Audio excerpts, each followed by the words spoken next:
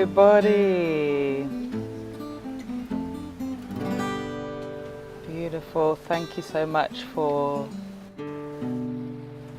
this wonderful introduction, hubby. Gorgeous, gorgeous song. I recognise that, and we're going to talk about that again in a minute. But hello and welcome to the Daily Antidote of Song. We are here daily at noon EST.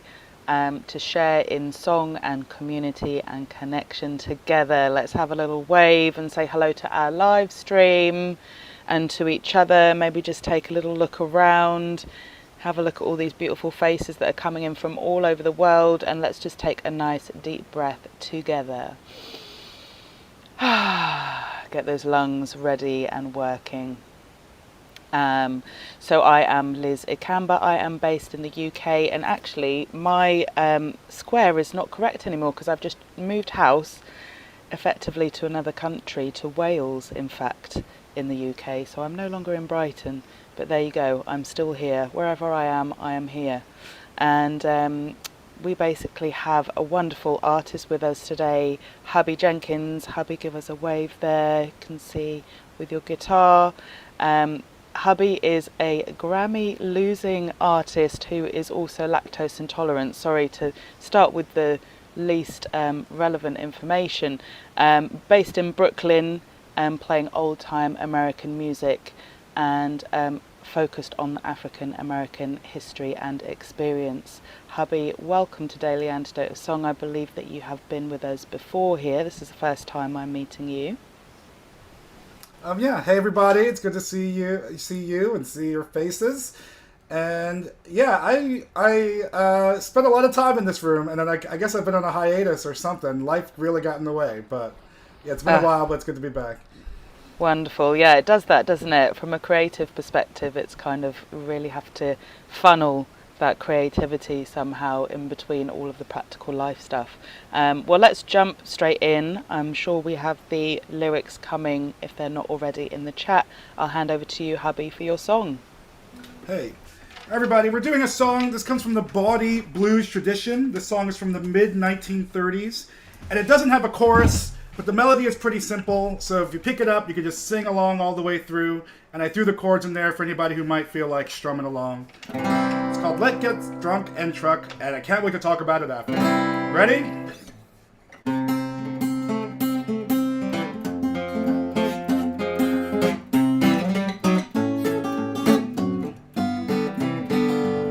Plenty liquor and a gang of beer, cozy corner and a word of cheer. No one to bother us while we're here. Let's get drunk and truck. I know your other man is out of town. My other woman, she's not around. But now's the time to break them down. Oh, let's get drunk and truck. If we should accidentally get too high to go home, I've got an extra $1 to buy us all some corn. Plenty kisses and other fun. Another gallon to wake up on. Though that's nothing to be waiting on. Oh, let's get drunk and truck. Tell me about it. Okay.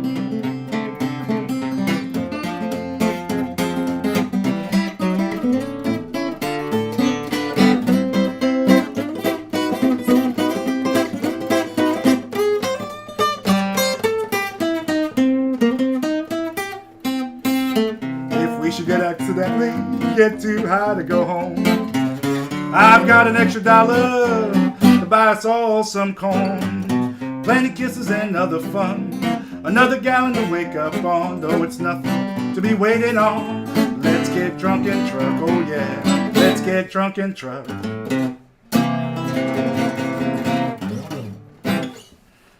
Great job, everybody. Wow, wow, wow. Thank you. Amazing. Just watching your fingers going there as well whilst you're singing, hubby, is pretty epic. I'm a guitarist myself, but I don't know if I can really call myself that watching you play. You know, you play guitar, you just hit it and hope for the best, you know. Yeah. And on a slightly selfish note, the song that you played on the introduction, what was that? Could you tell us a little bit about that? Oh man, I was scared you're going to ask me. I learned the song actually from Elijah Wald, and the song is called Masanga, and it comes from the playing of a man whose name I cannot remember, John boss. I forget his name, but he was a composer and guitar player from West Africa, and so I first heard Elijah Wall playing it, and then I stole it from him and have been working on it. It's a song in 4 parts. I've got 3 of the parts. I'm still working on the 4th part. Okay, you know what? I need to learn that song as well, because I've got a DVD on African folk guitar, and that song is the first song that's on it. So when you started playing, automatically recognize it. Beautiful. If you look up Masanga, I forget the man's name, but it comes up pretty easily. The one that's on YouTube is him later in life. It's good, but not as good as when he recorded like in the 50s, which you can find on YouTube. Keep in mind that he's capoed at the 5th fret, so it's in C, but he's playing in a G shape, and he's only using these 2 fingers for all of his rolls. That should get you all the way there. So he didn't play with 3 fingers, it's just a 2-finger player, which kind of gives it that. So your thumb kind of naturally finds where it needs to go because you're using only the 2 fingers. Anyway, that should get you started, Liz. Oh, thank you. Well, for any other guitar buffs in the room, sorry to steal a bit of the limelight there. So tell us a little bit more about the song that you've chosen for today. So I picked this song, Let's Get Drunk and Truck. I've been getting more into bawdy blues and dirty songs and from the 20s. Everybody knows I play music from the 20s and 30s and 40s. I picked this song, Let's Get Drunk and Truck, for a few reasons. One, it's written by Tampa Red, who was a very popular blues songwriter, who wrote 1,000,001 bawdy songs. That was his career. He also played a lot with, Thomas A. Dorsey, who would go on to become the godfather of gospel music, writing Precious Lord, Take My Hand. But together they wrote a lot of bawdy songs. So I want people to imagine that in the 20s, our first big blues artists are all women, are all black women. This was a black woman genre of music. And when we get into the mid-20s and move on, that's when we start to see more of like handsome black guy with guitar start to happen, right? And their songs were able to encompass a lot. They talked a lot about, love and loss, and some songs against oppression that were very much so coded. And there are also a lot of bawdy songs sung by these women. And this was one that was made popular, though written by Tampa Red, was also made popular by Lil Green, who was a black woman singer. And you have a lot of bawdy songs sung by women during this time when there is freedom for sexuality. There are a lot of trans figures. There are cross-dressers in the industry. There are gay clubs. There are gay parties that people are going to. So this was a kind of a sexual freedom and awakening time for black people, and I think for black women specifically. Being a generation removed from slavery and being able to have this freedom financially through music and all other, having these arenas and stuff like that. So I'm using these songs as kind of a way to talk about that, using bawdy songs as a way of talking about a sexual revolution that happened way before the 60s among black people in America, and how it pretty much dies out by the time we get to the 50s and McCarthyism comes in and changes the way America looks at itself. I know I'm rambling now, but that's kind of the whole thesis of it in a nutshell. That's amazing. It's amazing to hear that and hear how, we're kind of all told and well aware, but obviously with experience over generations as well, how history repeats itself and how we're at another stage now where there is, a new sexual, gender, freedom of speech revolution going on these days as well, and in terms of other types of diversities also. So really great song, and I love how you're talking about how things were coded into the songs as well. Obviously this one is a bit more obvious exactly what the coding is suggesting. Yeah, I guess so. Like for this one, it's not so much coded. I mean, this one is definitely just more of a fun song. There are other songs that can be coded and, would be taken a different way. A lot of times if you hear blues songs that are about like haunted houses, like they're good for ghostly things, but they're also can be about like Klan members coming to your house or existential fear of Jim Crow crawling in. Louis, oh my God, I'm having a brain fart. I just turned 40, so at my age, I forget a lot of things. But, there's a famous blues song called Haunted House Blues where it's about like hooded figures outside my door, my windows are shaking, my doorknob is rattling, they're trying to get in. And like, it's very clear what that song is about if you know, right? So this song is mostly just like truck rhymes with the F word, and that's about it. But there are a lot more songs where they were more coded. And the last thing I will say is that everything moves in cycles. Right now, we're going through a time where like this is we're suppressing a lot of what you described, right? You know, gay marriage might be in trouble, blah blah blah, whatever else is going on. But as a society, we still have this community, and we can have these songs to support each other through that and keep it alive in that way. So absolutely, and I think the other thing that comes up for me as you're speaking is that music is such a universal language as well, and regardless of our, you know, faith, gender, sexuality, background, race, it's a way for us all to come together and remember that basic human experience and need for connection as well. So yeah, it's really lovely to hear that. And with the aspect that you're talking about in terms of the coded songs and these bawdy blues songs as well, it reminds me of the way of using humour to actually talk about stuff that is can be very heavy and traumatic as well, which is another great way that music is able to channel our experience. Yeah, it's also why comedians work. Like, make sure you're keeping them laugh. It's why Jester survived for so long. I mean, King Lear, you think that guy would have lasted if he wasn't funny, you know? So, yeah, I think humor is very much important. And I think our sense of humor, I'm saying ours, well, American sense of humor is also its own specific variety. But, like, black humor can definitely lean towards the darkness and the sweetness at the same time, you know? Yeah. And the way I see it, it's not kind of dark and light at different ends of the spectrum. It's more of a circle. I don't know why that comes up for me. It's like grief and celebration, or grief and joy. You know, they kind of meet at this sweet spot. You ever have that thing where you laugh so much you can cry, or vice versa? You know, and for me, sure. It's a circle rather than two ends of a spectrum. Yeah. Yeah. And I guess, like, yeah, it's, you know, I always think of two sides of the same coin, right? Yeah. And when you start your day, you flip it. Which side am I going to get today? It's still life. It's still a yeah, coin, yeah. Right? But yeah, I think that sometimes you have to use the dance, you have to laugh to keep from crying, you know?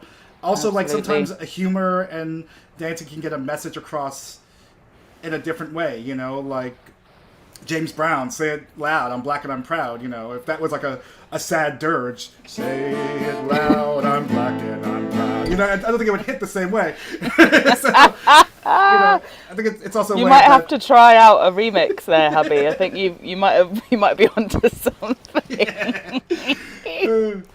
Yeah. Maybe like what do you call it?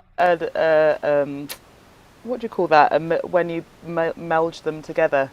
Mixtape. Oh God. No, not mix. You know what I mean. I know what you're talking about. Yes. Yeah, Mashup. Is it mashup? Yeah. It could be. Yeah. So anyway, before we go to playing and singing the song again, will you let us know a little bit about what you've got coming up?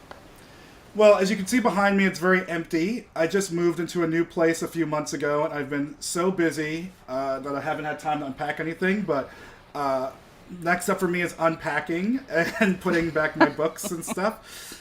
I am on the road for a little bit and then back in New York for most of December. And I have some fun gigs in December in New York City if you're around. On the 12th, I'm going to be premiering a new trio, the Hubby Jenkins Trio. That won't be the name. We'll come up with something better.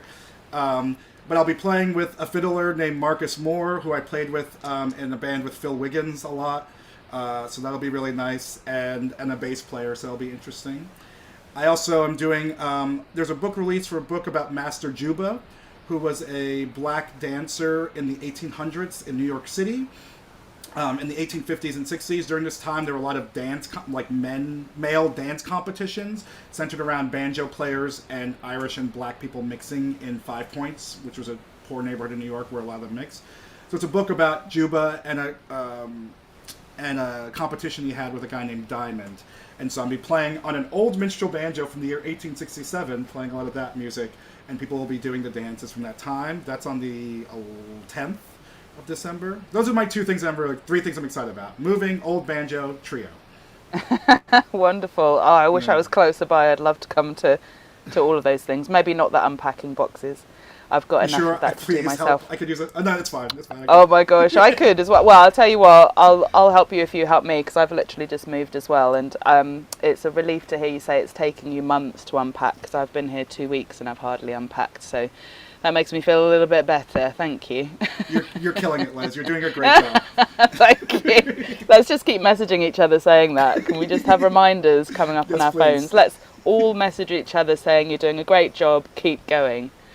Yeah, just remember that. All right, well, back over to you, and let's have the song and have a little dance and clap and sing together again. Sounds good. My G went out of tune. Always trouble with the G string, huh? Okay, here we go. Let's get drunk and truck.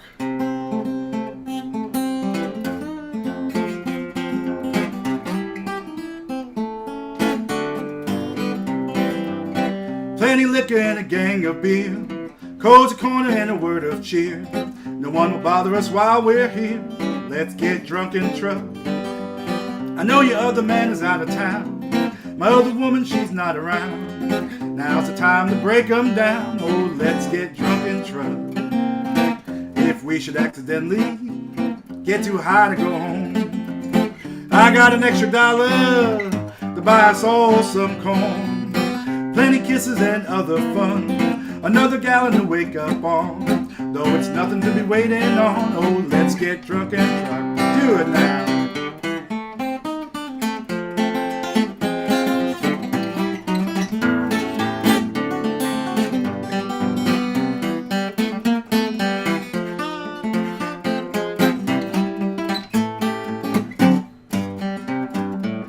If we should accidentally get too high to go home, I got an extra $1 to buy us all some corn. Plenty kisses and other fun, another gallon to wake up on. Though it's nothing to be waiting on, let's get drunk and truck. Oh, let's get drunk and truck.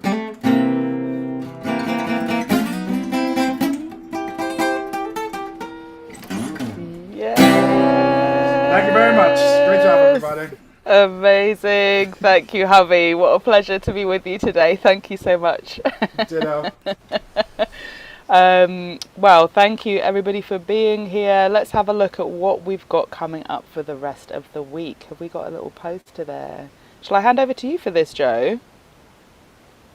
Sure, I would be happy to let everybody know. Thanks, Liz. So this is just another one of our November weeks. Thanks for joining us. We are so glad you're here today. And for the rest of the week, Monday, we started with Sam Gleaves, who was new to us, came in out of Kentucky, sang a really beautiful song, actually with the word beautiful in the title, and recommend you go back and check that out. Yesterday, we had Audrey Engdahl coming in from Maryland, and she sang Veterans Day songs, one that her father had written, who had been in Vietnam. So it was really very beautiful. Hubby Jenkins today, let's all give it up again for Hubby. We'll let Liz do that when he can see everybody flapping their wings around. Tomorrow we have Claudia Schmidt coming in from Minneapolis, Minnesota, and she has been in the room before as part of a foursome, but never solo. So we're glad to have her with us. Friday, Shruti Veena Vishwanath coming in from India, one of our regulars here, and she's amazing. Saturday, Magpie coming in from upstate New York. And on Sunday, Andrea and Harold Blackford coming in from the Virginia area with maybe some more Revels surprises that day. So please join us then. And thanks for being with us this week. And hubby, it's amazing to see you. Liz, I'm kicking it back to you. Thank you so much, Joe, and thanks again to hubby. Let's just show our appreciation in whatever way you would like to. Wave, hand movements, gestures, thumbs up, emojis, all of that. All of that's all for you, hubby. Look at that. Oh, you've even got some puppets in there as well. So let's say bye for today. Let's wave a massive thank you and goodbye to our artist, hubby. Hope to see you again. And we're just going to go through